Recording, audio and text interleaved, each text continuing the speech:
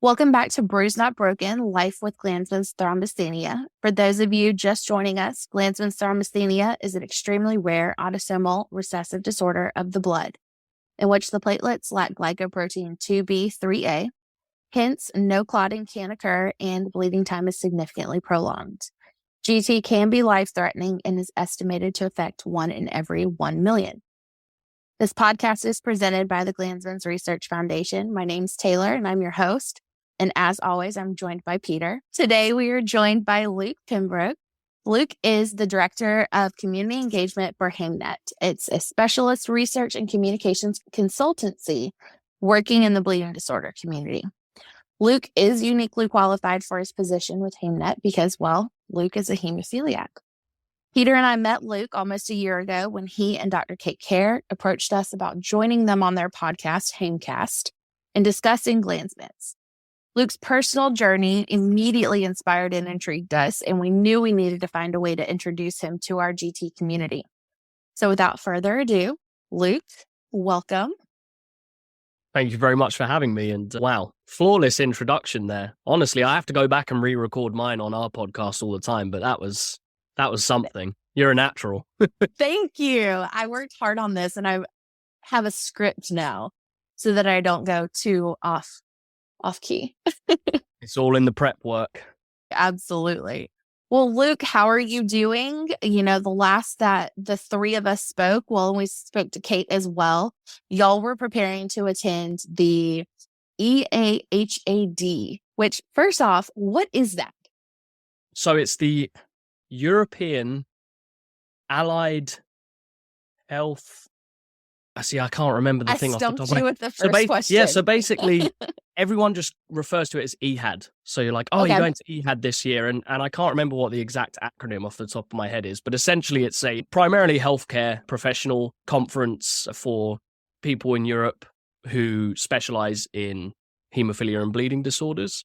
And to be fair, they also have a fair few clinicians from the States and other parts of the world attend. It really has sort of grown in reach over a number of years, but it's sort of high science and the latest developments in bleeding disorders. Research are presented through various sessions and symposia, and then they have a big hall of posters and abstracts that people submit.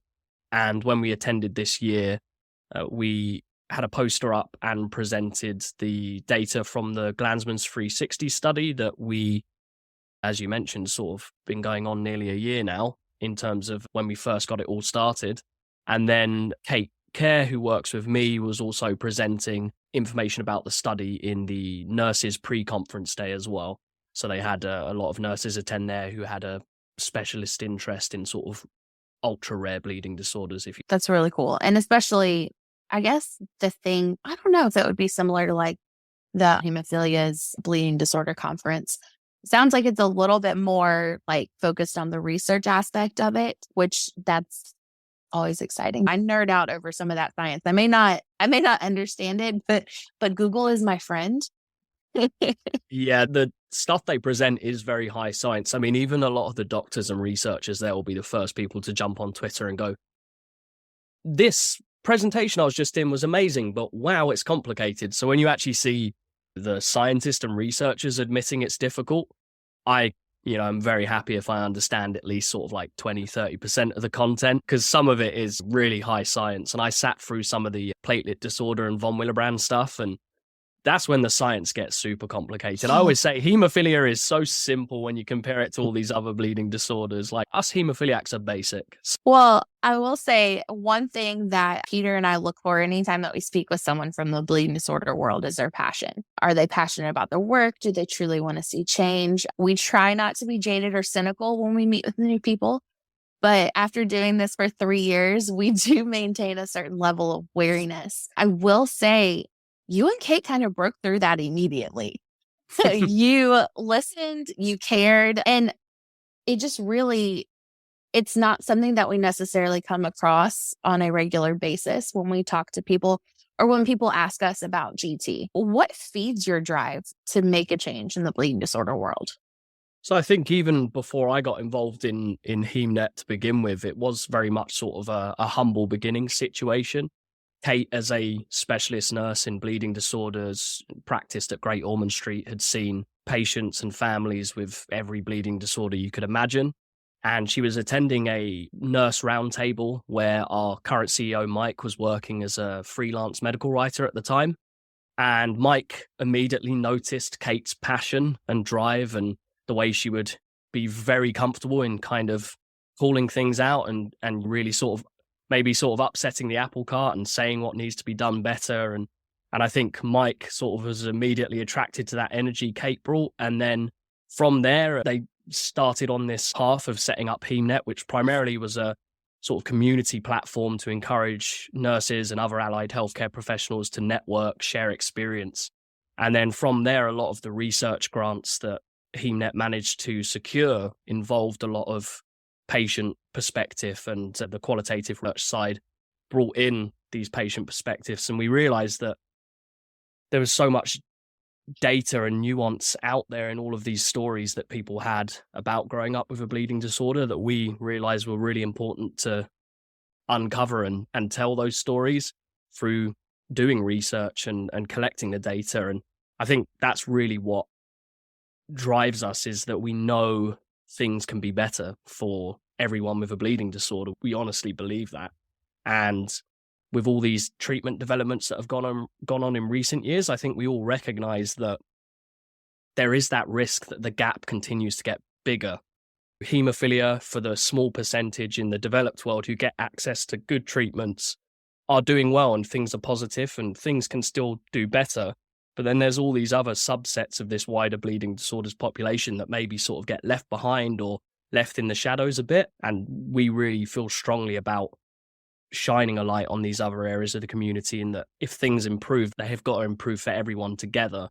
And it shouldn't be that sort of one group of the community gets it better than others, whether it's women with bleeding disorders, those people with ultra rare bleeding disorders, the priority should be just as high for them as it is for the plain old hemophiliacs like me, if you like. I mean, your patient-centric attitude, honestly, it's not something that's seen very often, especially in companies who do these surveys for pharmaceutical companies or even just for research in general. The Glanzmann's 360 survey is very unique. I love it. I went through it. I made my sister go through it and fill it out and everything, because I was like, I think these are really good questions.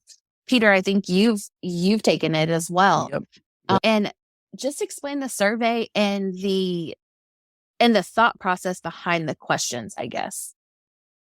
I guess the biggest challenge to start with was Glanzmann's being a fairly unrecognized disorder, and there not really being much out there in terms of publications and knowledge in the scientific community because of how rare it is, and therefore it maybe doesn't get the attention from companies, investors, that sort of thing. So when we were approached by HEMAB about conducting this natural history study, we immediately were like, yes, this is something we'd really love to do, and it's in a area of bleeding disorders that is pretty underserved. And there was so much we wanted to know. And it was that kind of balance of like, well, we need to do a survey to collect as much data as possible, but we can't make a survey that's going to take people ages. Like, I know as someone who's done surveys on hemophilia for years, like if you don't get it right and you ask too much, people switch off, you don't get the completion rates, and ultimately that kind of weakens your data. So we often try and structure this where we have a survey where we try and collect some sort of more top-line data that really sort of gives an idea of how people are impacted on a daily basis by their condition. And then we, within the survey, give people the opportunity to opt into a more in-depth interview where Kate or one of our other colleagues, Simon, the other research nurse, will do those interviews with them to really get into the nitty-gritty of what it's like to live with a certain bleeding disorder such as Glanzmann's. So the survey really sort of is kind of top line stuff, but we kind of pulled together different tools that exist out there, particularly for hemophilia in terms of like EQ5D or Hemoqual, and pulled bits and pieces from those to see how we could sort of adapt those to better understanding Glanzmann's, for example, because we recognize it is still a rare bleeding disorder. There might be some similarities and overlap in terms of how it impacts people, how hemophilia or von Willebrand's does, but also recognizing that some things are going to be different. I think that initial thing that really stood out for us is the sort of regular frequency of external bleeding that people with Glanzmann's just sort of put up with on a weekly basis. And the kind of attitude really just seemed like, well, it is what it is. We just have to deal with it and get on with it. And I think in hemophilia, we're always told, oh, like a nosebleed or a cut or something is like, treat it, basic first aid. And that's assuming that someone with hemophilia is on prophylaxis factors. So those sort of little external bleeds don't cause them a problem. Whereas people with Glanzmann's, it's like, this is actually a huge impact on people's day to day. But there is this thing with the disability paradox where you just kind of normalize something that is abnormal. And it's just really shocking to see, wow, like people are just having to deal with this and put up with this. And it's something that's definitely not given as much recognition as it should be. Because ultimately, if you're having a nosebleed that lasts for hours and it's impacting going to school or working, that isn't normal and something needs to be done about it. So even though we can say, and it might seem obvious to you guys in the Glanzmann's community, like, yeah, of course this stuff is going on, it's important that we capture those insights and that data and actually put it out there into the world and go, look, this is a problem and we need to pay attention to it, because there are people out there dealing with things that they really shouldn't have to be going through on such a severe level. Yeah. I mean, I can guarantee you that GT patients aren't telling their doctors every bleed that they have. They're probably not even recording every bleed that they have. Just knowing the people that I know who I talk to on a regular basis, because like you said, if it's not creating a problem in that moment, then it's just a normal day in their lives.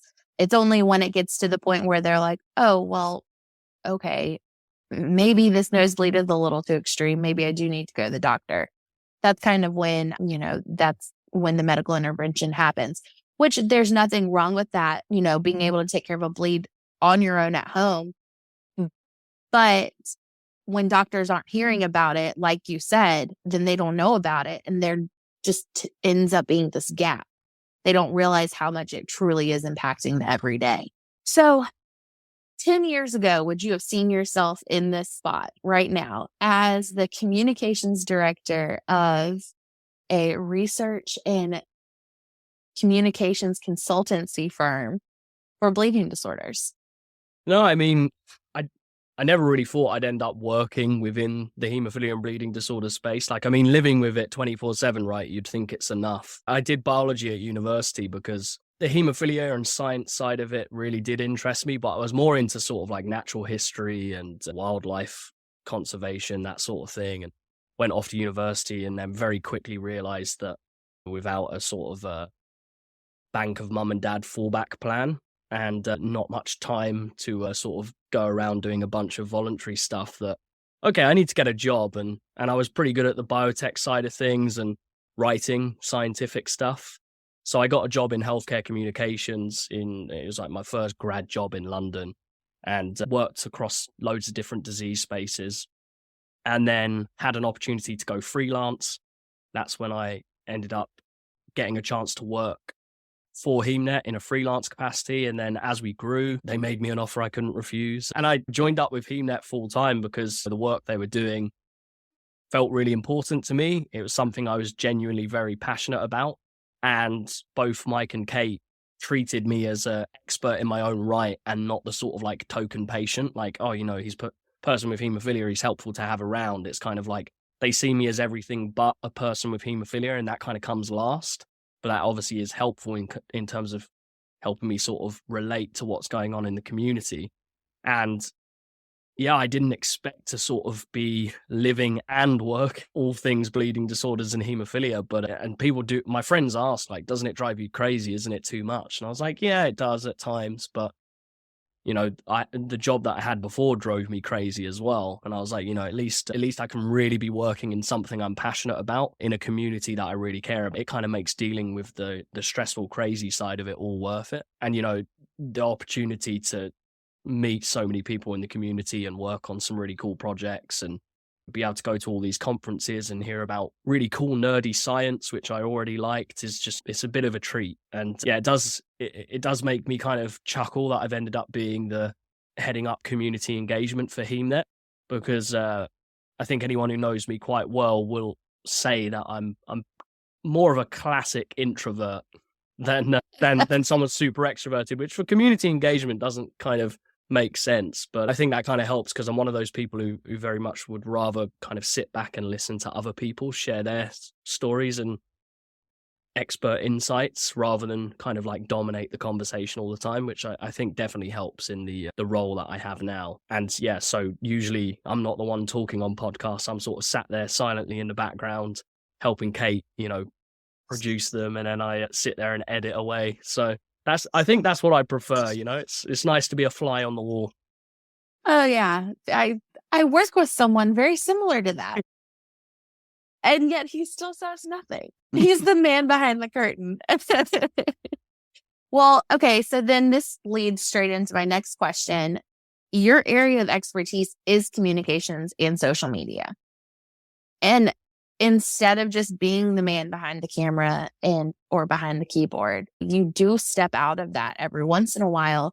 And you, like, just looking through like your YouTube and looking through articles and stuff like that, you kind of lay it all out there for everyone.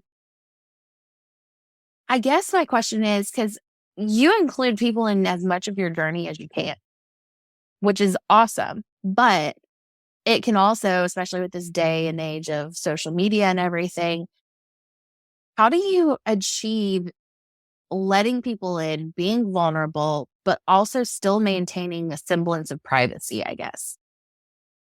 That's a really good question. It's tricky, and it's something I genuinely have struggled with. And I mean, I don't make videos publicly sharing a lot as often as I did, because it did become very draining. And for example, I had to come off of Facebook because I'd get a message every day from either, a mum of someone with hemophilia asking for medical advice and, really worrying stuff. And all I could do is be like, call your center, call your hemophilia center. Like, I'm not a doctor, don't ask me. And then people from the developing world just asking if I could get treatment to them. And, obviously it's not really something I'm able to do. And so that sort of thing is tough.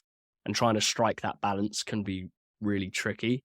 But I think, it's helpful, and I've had some really positive comments from people with hemophilia and carers, parents who said that they found my videos and they've really helped them. So that's kind of what makes it worthwhile for me to do. And yeah, but it isn't easy. You do have to find that balance, and I think it's kind of giving yourself permission to share what you're willing to share and set your own boundaries. And if people are hounding after you after certain bits of information and data, like, just switch off from it and be comfortable in sharing what you want to share. So the big example of that is I made the conscious decision, and I discussed it with my hemophilia team prior to actually receiving gene therapy, that I wanted to document it as a kind of personal exercise more than anything. But I felt that there was this kind of iron curtain up between the community and then those going through the trials of gene therapy. And I kind of wanted to tear that down a little bit and,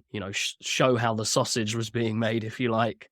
And I said to my team, within the first year, I fully intend to avoid mentioning what my levels were, because in the context of gene therapy in the first year of the trial, what my levels would be week to week is wholly irrelevant, and it's not really useful information for the patient community to have at that point. I'm one person. I'm in the first year where the variability can be up and down. And so I made a decision that, I wasn't going to reveal that data until I at least hit the year mark. But every week or every time I put a new post out, it was just comments and private messages from people like, what are your levels? What's going on? And, they wanted every nitty gritty piece of detail. And I just kind of had to say, look, like, I'm not willing to disclose that. That's kind of personal information for me right now. And I have my reasons for not sharing it, for the benefit of myself, but also for the community. And I was like, but if you are interested, like, comment, like, subscribe, and maybe you'll find out in a year's time. But, there are people where if you put yourself out there a bit, they kind of then expect everything from you. And, if you're then not very sort of free with handing out all the information about yourself, people are kind of like, well, why not? And it's, there are some things that you just want to keep to yourself. And, that's why I kind of took a bit of a step back and a break from making videos as often, because I found it, quite exhausting in a lot of ways. And also having to like listen back to your own voice and edit it also drives you mad as well. Well, so this is going to be a dual question for both of you. Uh-oh. Brace yourself, Peter. So we're kind of in a weird spot now with, and this is still on the vein of social media. And I know Peter's like, oh, where's she going with this? My generation, millennials, we grew up with the internet, right? Like not throughout our whole lives, but definitely, to the point where we felt comfortable, we overshare, all of that, right? Well, now millennials are having kids. Some of those kids have these bleeding disorders or have these rare bleeding disorders or, going through any of this type of stuff. And so that aspect of sharing on social media doesn't necessarily switch off. And then these kids aren't grown yet, so they can't tell us, the effects that this is having or anything. But with your own personal experiences with social media, with both of y'all having, I guess, both of y'all being patient advocates and being approached and having control now over what you share with the world and everything, what do you think, like, I guess not necessarily put yourself in their shoes, but what do you think when you see this, when someone's journey is being shared so in detail and that they're not at the capacity where that they can give permission for that or not?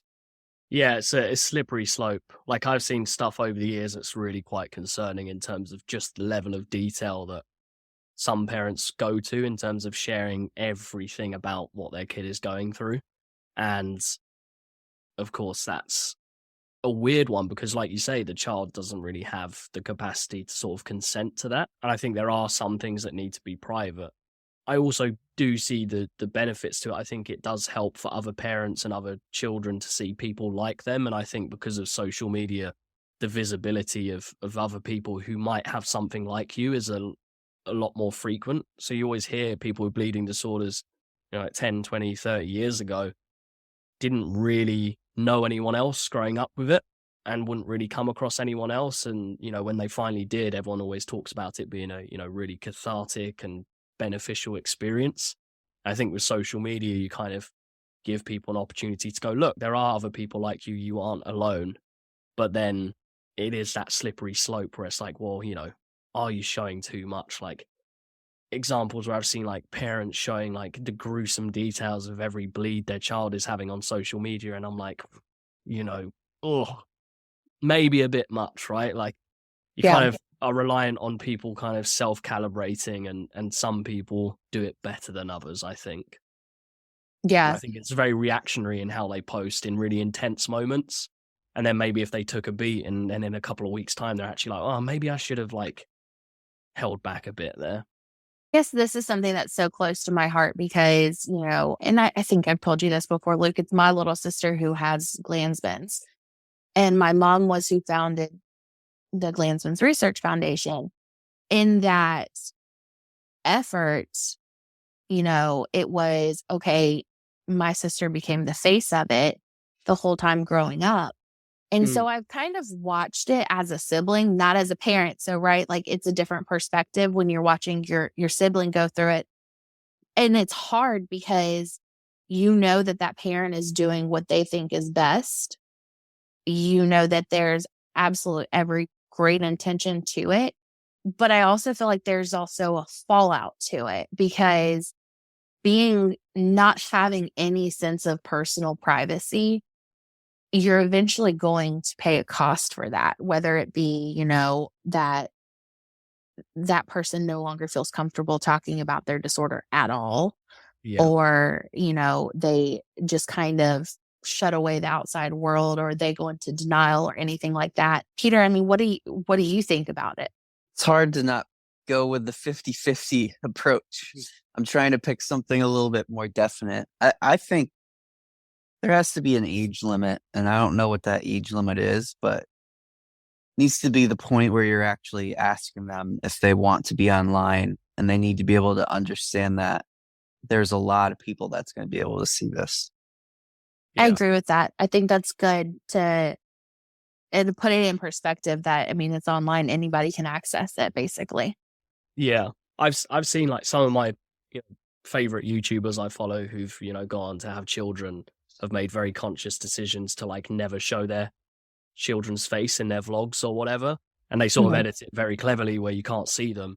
And, you know, they say, you know, once they're at an age where I can ask them, do you want to be in this video, and actually explain to them what that means, for them to, you know, have the autonomy and say, yeah, I'm okay with it. But until that point, they're kind of like, I'm not going to reveal my, you know, children's face all over social media if I've got a public profile, which I totally get and I'm totally behind. And, you know, I think if when it comes to a health condition, if you're sort of like bearing this child's soul in terms of every detail about what it's like for them to live with this condition, you know, all of a sudden they grow up and they're just kind of like, well, none of my life has felt like it's been private, and they haven't really had control over their story. And like you say, that could then lead to them shutting down completely. And, you know, even from my like older perspective, when I first started making videos, I was really into it. And then it, you know, once you start doing that and people expect more of you, it does become quite intense, and getting invited to talks all the time. And eventually I was like, oh, I don't know if I want to end up being like Mr. Hemophilia, if you know what I mean. Yeah.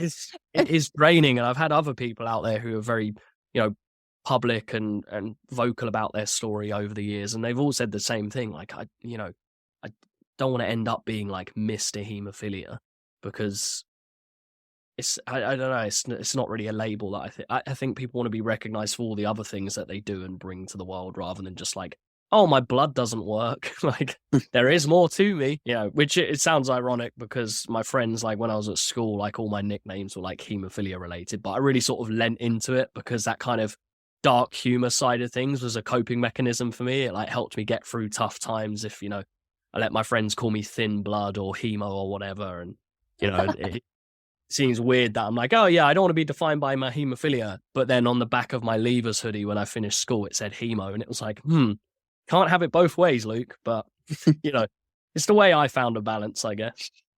No, I get that.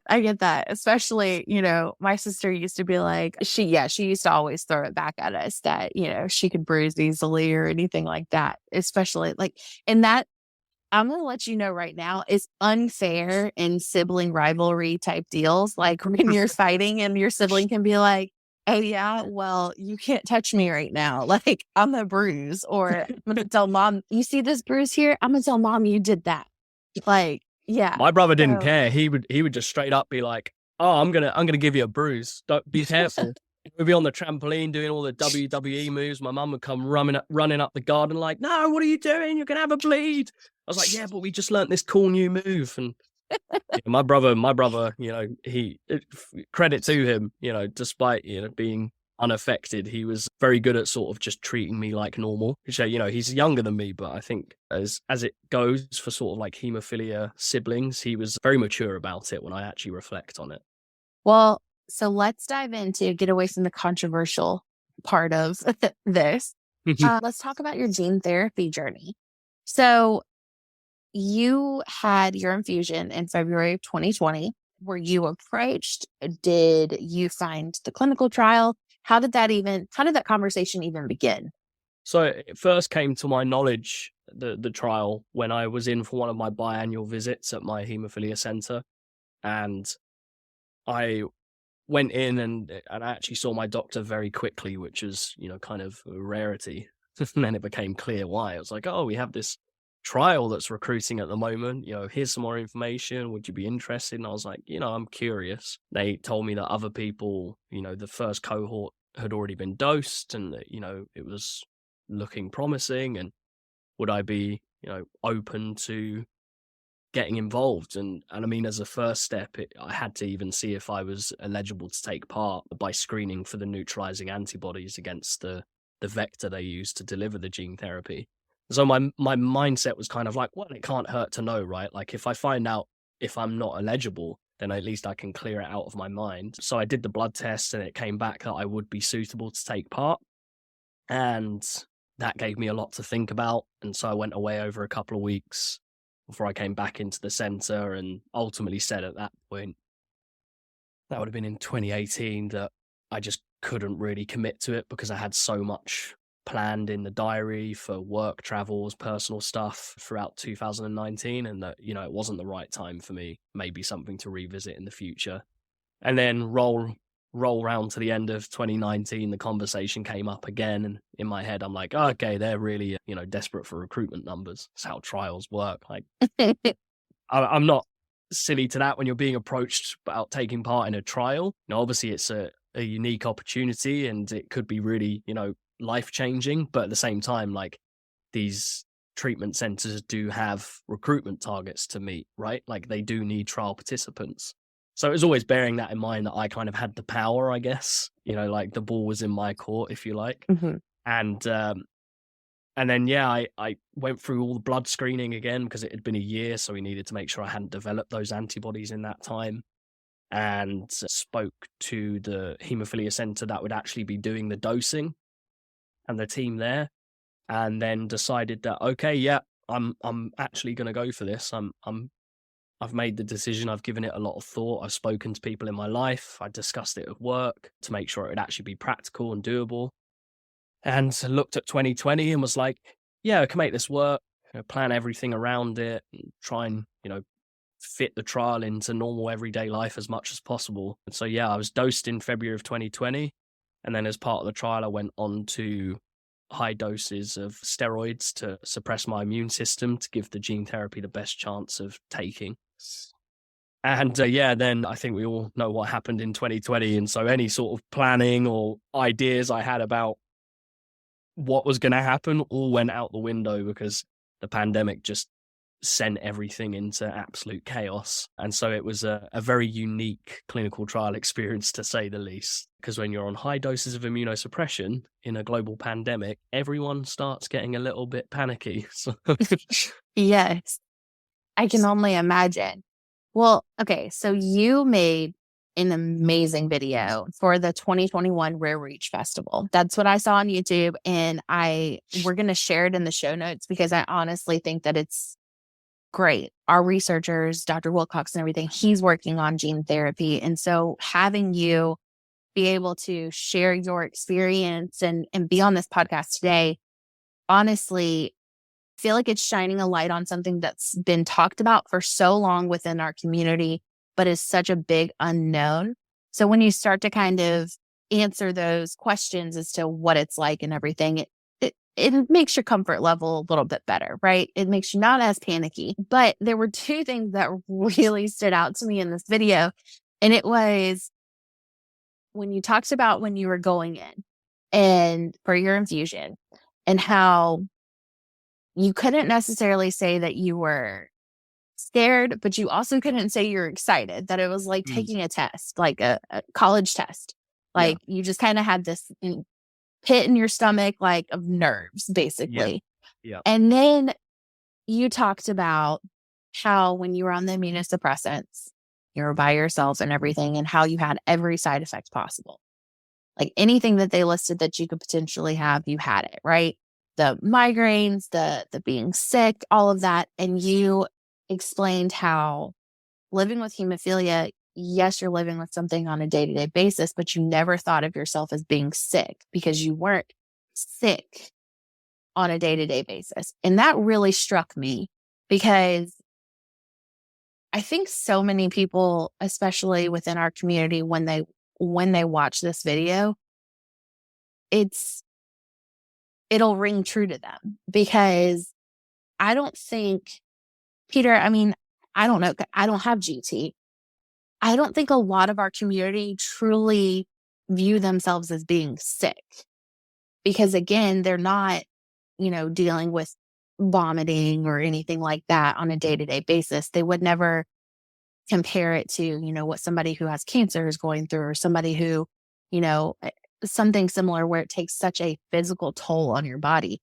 If you were to ask somebody with GT, they're like, oh, well, I just bleed. Like, I don't do that. And Peter, let me know if I'm overstepping, but no, that sounds about it. When you put that in perspective like that, and I don't know, it hit me. It hit a chord, and I just really liked the video. That was to sort of summarize and give a sense of what that first year of the trial was like. And it did make me reflect on, having grown up with hemophilia and actually, for the most part, I've always, been doing okay. Like bleeds are painful and can really wipe you out, but I wasn't living with, some of these other rare conditions out there where it just seems like these, poor people are constantly unwell. And, it's not really how like hemophilia or some bleeding disorders manifest.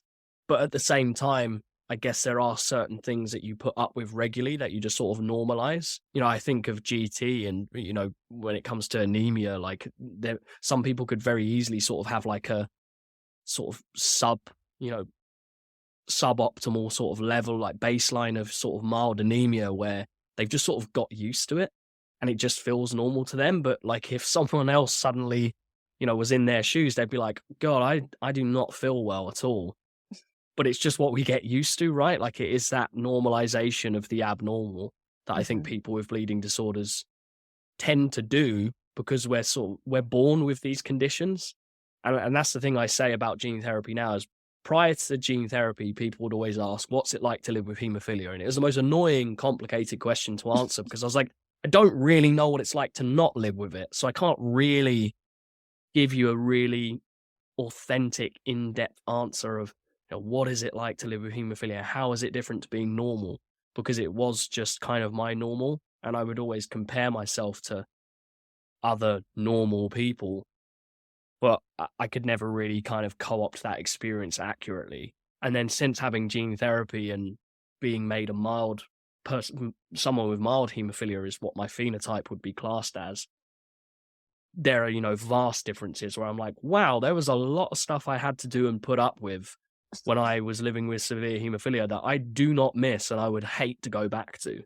And I think it only having gene therapy made me realize just how much of an impact my condition did still have on me without wanting to sound like I'm ungrateful for the good care I've had and how fortunate I am to have grown up in the UK and have not been born during the contaminated blood era. Like relative to a lot of the community, I've had it pretty good.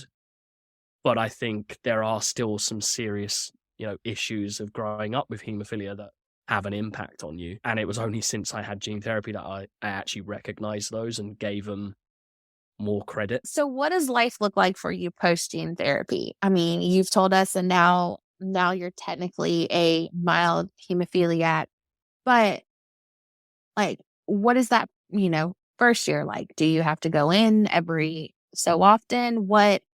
And now that you're at 3 years, what does that look like for you too? So the first year was massively intense. In particular, those first sort of six to 9 months were very regular hospital visits. So, started off at the post-dosing, going in 3 times a week for several months. That then came down to twice a week. Then it became weekly for a couple of months, and then it went to bi-weekly. And so the gaps start getting bigger and bigger. Then by the second year, visits went down to monthly. And so I had monthly visits throughout year. Occasionally I'd have to go in an additional time for maybe some follow-up bloods or to have some scans done on my liver, whatever it may be. But my trial team were very good at trying to get all the stuff to land on the same day if possible. And because it was still kind of COVID era, a lot of people weren't able to get appointments at hospitals. So for those years, even though it was a really tough time, I actually kind of had like VIP access to the hospital, if you like. So everything was made as convenient as it could be. And then once I got past the year 2 mark, so going into 2022, that's when my visits went down to, for the trial purpose, I only needed to go in twice a year to get my levels checked and have other blood tests run. And so that's when I really sort of had the opportunity to kind of experience life post gene therapy without the trial sort of dominating day-to-day life. And so in 2022, I went away for 3 months. I did 2 months in Peru and a month in Canada. And I took some emergency treatment of factor with me, but I didn't have to use it once. It was a good job because by the time I took it out of the storage at the camp in Peru in the jungle, ants had just obliterated the whole kit. Thankfully, the factor vials were like sealed, but like all the other bits were just like completely demolished. I was like, oh dear, that's not good. But it was a nice problem to have that I just didn't have to touch my factor once. And I was, super active, long hikes, long days, and I didn't have a bleed, which is just mind boggling because I wasn't treating with factor. And so it kind of gave me a chance to road test the gene therapy, which is what I'd kind of been yearning to do, and COVID had put a lot of that on hold. So it was nice to actually get out there, put it to the test.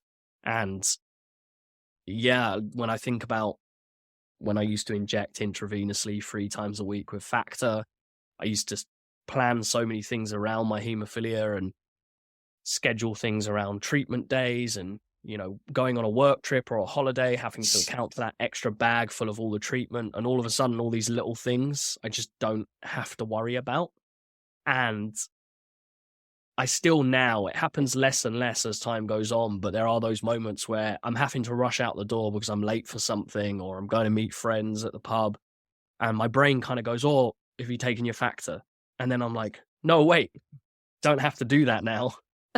And it does take time to adjust to. And I think that's only normal, right? You grow up your whole life with a condition where you're required to treat constantly, and then all of a sudden you don't have to do that. I think there is still that sort of muscle memory or that sort of trigger built into your brain where something happens and your immediate reaction is like, got to think about treatment, got to think about my hemophilia. And it's a nice problem to have, to adjust to such a different way of life. And fingers crossed, long may it continue, but I understand that I did sign up to a clinical trial. There are no guarantees, and we hope that gene therapy will last a significant amount of time, but we're only going to know if that's the case if we get the data and people sign up to trials. And I mean, it's obviously crazy to see within this past year now approval for hemophilia gene therapy for hemophilia A and hemophilia B. It all seems to have just suddenly arrived in one go. And I'm just baffled that it's 3 years ago I was sort of embarking on the trial. And I'm like, wow, like things, really do seem to be moving at this increasingly, right, exponential rate in development. But again, it all seems to be happening in hemophilia, and that gap between hemophilia and all the other bleeding disorders just feels like it's getting bigger. Well, I know, and this is something that we hear all the time, and it's something that, we've talked about with Dr. Wilcox and stuff.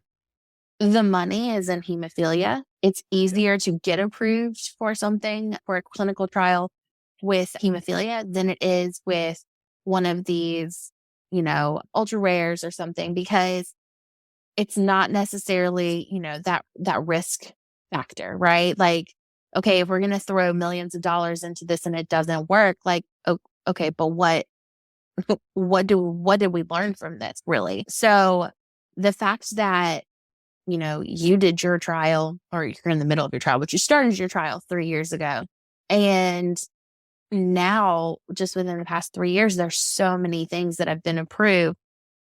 I mean, you come from a very similar world as we do. To see that many things get approved in such a short amount of time is like the speed of light in this world, honestly, because we have a running joke. Oh, in just 10 years, we could have a cure. In just 10 years, we could have a cure. Like, it's, I looked at one of my mom's old interviews and she was like, I'm hoping that by the time Julia's 21, that we will have cured this thing. And, Julia's now 24, and it really is just kind of the approvals, the getting everything set. And now that the legwork has been done, hopefully that means everything else will speed up. And so, yes, it may seem weird that we're talking to you, a hemophiliac who went through gene therapy, but honestly, in order for gene therapy for Glanzmann's to happen, there has to be success in gene therapy for hemophilia. And so that's why it's so important to have these conversations, and also to get to know the rest of the bleeding disorder world as well, because it may not be the exact same thing, but your experiences are very similar to experiences within our own community. And I'm all for bringing new ideas, brainstorming, and meeting new people just to increase awareness for us and get the word out, I guess. Yeah. So with all of that said about gene therapy and how quickly it's moved just within the past couple of years, what do you think the future of bleeding disorders looks like? I think it's going to be a lot more options. I think treatment options will will increase massively. I think the main challenge is making sure that there are options for people who don't just have hemophilia or standard hemophilia A without inhibitors. I think, we've seen a lot of development come along recently, and now people are almost somewhat spoilt for choice. I mean, I won't get into it now in terms of what patient choice really is, and it varies between countries and rules and insurers and payers in terms of what you actually get. But I think the community is in a good place to have more treatment options moving forwards. From my science background and also personally, I'm really hopeful about the idea of genetic medicines and gene therapies, and people would consider the gene therapy I had as sort of first generation gene therapy, and the technology is only going to improve and get better as time goes on. So I am hopeful that genetic medicines will offer treatment options to people where, maybe it won't technically be considered a cure, but you'll pretty much be able to live a life free of your symptoms for the most part. And you'll just have to have sort of treatment plans in place for those unexpected things in your life, whether it's surgery or, bad accident, for example. And I really do hope that genetic medicines, gene therapies are made available to people with other rare bleeding disorders and just other rare diseases in general. That's something that I sort of highlighted in the video, that ultimately I think gene therapy can have a much more meaningful difference and impact on people outside of hemophilia. And I really do hope to see that. But as you say, hemophilia, multi-billion-pound industry, and you've got investors left and right, all these companies, and it is where the money is, and that's why the research tends to get done there first. But hemophilia offers itself as a really useful petri dish, if you like, to kind of develop these medicines and hopefully then expand them out to other conditions that I would, hazard to say are perhaps more in need and more deserving than hemophilia. Not to say that people with hemophilia don't deserve the best treatments, but, if you've got access to all these other great treatments outside of gene therapy that exist, and you're, fortunate enough to be in a country that has access to them, you can live a pretty much near to normal life now. And, I come across parents and younger people with bleeding disorders, youth camps, and, just seeing people run around and do things that I was told definitely not to do when I was younger. And it just makes me realize that, wow, even in sort of 20 years, so much has changed. And I think things can only continue to improve as we move forwards, provided we all do our part as patient advocates and we make sure our voice is continuously heard throughout the development process. We have our say in those clinical programs, and that voice isn't lost. And we got to avoid that slippery slope of kind of becoming victims of our own success. If treatments get so good that it kind of normalizes people, there are other things that can kind of slip off the agenda that we need to make sure we catch those, and that, we have good treatments, but it can always be better. I think we always strive for excellence as much as we possibly can. And I think that's why things have gotten so good for people in the community over those last couple of decades. We're huge advocates for that. Like, yes, you may have one medication or whatever, but like that works for the majority of people within the community. But where are the options? What happens if it stops working? So we're huge advocates of that. Like, we want options. Give us all of the options. Yeah, exactly. Well, you're joining us for our conference in July, right? I know Kate is, but are you coming as well? Yes, perfect. I will be there. So if anyone listening in to this podcast is also going to be attending, then yeah, just look for me. And I know I've had gene therapy, but I don't have any like extra arms or, a third eye that's developed. So it might not be obvious that I'm a genetically modified individual now. Oh, this is where like my dark humor comes in and be like, let's get a name tag calling you specimen number, whatever. Yeah, exactly. I mean, I like the worst member of the X-Men possible, right? Like, what's your superpower? Oh, I bleed a lot. So well, last but not least, I ask this pretty much of everybody that we talk to. What would you say to your younger self, to the boy who was fighting the debilitating pain of a bleeding disorder every day? What would you say now to him? To stick with it and, don't let it define you. Like, your hemophilia doesn't have to be the dominating thing in your life. There are so many things to look forward to. When I was younger, I didn't think I'd have so many connections in the community, and that, you're going to find people and connect with people that become lifelong friends, that, the reason you're friends with them isn't, down to you having hemophilia, but it started off as that initial connection, and, that it's an amazing community that you're actually lucky to be a part of. And that whilst as a little kid who was being told he couldn't do things was heartbreaking at the time, that ultimately it's kind of water off the duck's back, as we say now, as I'm moving into being an adult. And I'd also say to him, football isn't the be all and end all. If I had a chance to go back to my younger self and tell him to get involved in more unique, like niche sports, that's what I would do. Because now I'm like too old and uncoordinated to figure out all these hobbies. And I'm always like, I wish I'd have done this sport when I was younger, instead of just hounding after football, desperate to be a goalkeeper at a mighty 5'10", thinking, it's not the hemophilia that held me back. It was my lack of talent and height. So, I'll blame it on the hemophilia, younger Luke. Get over it and focus on some other sports, and you might have actually made it as a sportsman somewhere else.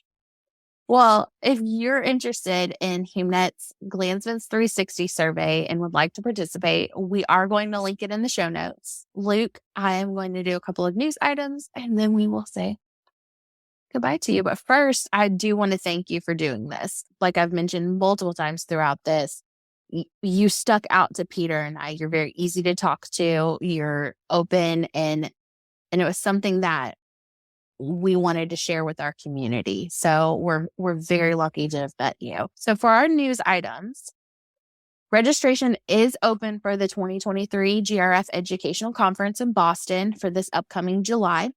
Applications for lodging grants are open until May 15th. And you can find more information. We've been updating it on the website, www.curegt.org. Also, if you or a family member has GT, definitely check out our support group on Facebook. It is a space for people with GT and caregivers or family members. That's pretty much all who's in that group. We try to keep it as private as possible so that it's a safe space for everybody. Luke, again, thank you. No problem. I really enjoyed it. And yeah, hopefully I explained the sort of gene therapy stuff in an accessible way, because sometimes I look back over all those years and I go, actually, what did happen? So yeah, if anyone is curious, like you said, you'll put links to the video in the show. So questions, comments that people might have, like if they leave them on YouTube or Instagram or whatever it may be, I always do my best to get back to people and answer as well. So, don't be afraid to reach out if you do have any other questions. And as always, please like and subscribe to this podcast. Leave a review if you feel so inclined. And remember that you may be one in a million, but you are not alone.